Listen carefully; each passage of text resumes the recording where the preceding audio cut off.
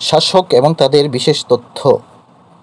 খন্দকার মোস্তাক ক্ষমতা গ্রহণ করে 15ই আগস্ট 1975 এবং ক্ষমতাচ্যুত হন 5 নভেম্বর 1975।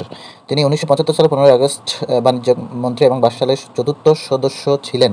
1975 সালে 15ই আগস্ট রাষ্ট্রপতি হিসেবে শপথ নেন এবং 20 আগস্ট সামরিক আইন জারি করে সেনাপ্রধান A.K.M শফিউল্লাহকে পররাষ্ট্র মন্ত্রণালয়ে ন্যস্ত করেন।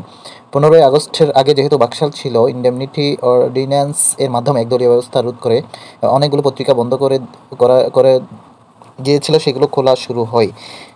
আগস্টে রক্ষী বাহিনী বিলুপ্ত করে সামরিক বাহিনীর সাথে একত্রিত করেন। আবু সাইদ মোহাম্মদ সাইম ক্ষমতা গ্রহণ করে 6 নভেম্বর 1975 এবং ক্ষমতা হারান 21 এপ্রিল 1977। স্বাধীন বাংলাদেশের প্রথম প্রধান বিচারপতি ছিলেন। রাষ্ট্রপতি হন সাংবিধানিক নিয়মে। জিয়াউর রহমান তাকে ক্ষমতাচ্যুত করেন 1977 সালে 21 এপ্রিল। 1977 সালে গল ব্লাডারে সমস্যা আক্রান্ত হন এবং ডাক্তার তাকে দীর্ঘ বিশ্রামের জন্য পরামর্শ দেন এবং তাকে তার পদ থেকে অবসরের কথা ভাবতে বাধ্য করেন। 20 এপ্রিল তার উপদেষ্টারা দেখতে আসেন এবং জিয়াউর রহমানের পক্ষে পদত্যাগের ঘোষণা দেন। রাষ্ট্রপতি জিয়াউর রহমান 21 এপ্রিল 1977 সালে ক্ষমতা গ্রহণ করেন এবং মারা যান 31 মে 1981 সালে। 1975 সালে 15ই আগস্ট ছিলেন সেনাপ্রধান এবং 1975 সালে 15ই আগস্ট সেনাপ্রধান হন 25 আগস্ট সেনাপ্রধান হন। খালেদ মোশাররফ কর্তৃক সেনাপ্রধান থেকে পদচ্যুত এবং বন্দী হন 1975 সালের 3 নভেম্বর।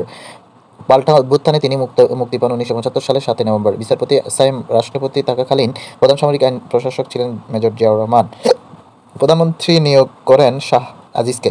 27 মার্চ 1971 শেখ মুজিবুর রহমান নামে চট্টগ্রাম কালুরঘাট বেতার কেন্দ্র থেকে বাংলাদেশের স্বাধীনতা ঘোষণার সমর্থনে একটি বিবৃতি পাঠ করেন।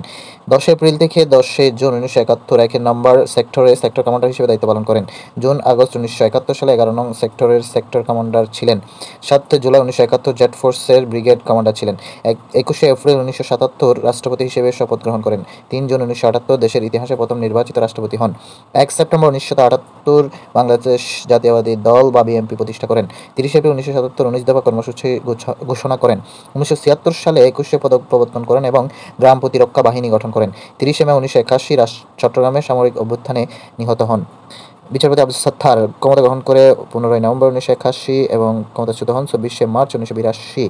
জিয়াউর রহমান মৃত্যুর পর উপরাষ্ট্রপতি থেকে রাষ্ট্রপতি হন বিচারপতি আব্দুস সাত্তার। প্রেসিডেন্ট নির্বাচনে বিজয়ী হয়ে প্রেসিডেন্ট হন 15 নভেম্বর 1981। সেনাপ্রধান হোসাইন মোহাম্মদ এরশাদের অভ্যুত্থানে ক্ষমতাচ্যুত হন 24 মার্চ 1982। সামরিক আইন বা মার্শাল ল জারি। দেশে সামরিক আইন জারি হয় দুইবার। সামরিক আইন জারি হলে যা হয়, রাষ্ট্রের সংবিধান স্থগিত হয়ে সামরিক আইন বলবৎ হয়। সামরিক আইন জারির মাধ্যমে রাষ্ট্রের নাগরিকদের সাংবিধানিক ও গণতান্ত্রিক অধিকার খর্ব হতে পারে। সামরিক আইন জারি হলে জনসাধারণের সার্বভৌমত্ব উজ্জ থাকে।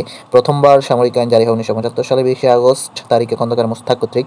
দ্বিতীয়বার 1982 সালে 24 মার্চ তারিখে হোসাইন মোহাম্মদ এরশাদ কর্তৃক। সশস্ত্র বাহিনীকে বিচারিক ক্ষমতা প্রদান বা ম্যাজিস্ট্রেসি পাওয়ার ক্ষেত্রে ফৌজদারি দণ্ডবিধি 1898 এর 17 ধারা অনুযায়ী সংগঠিত অপরাধের ক্ষেত্রে বিচারিক ক্ষমতা প্রদান।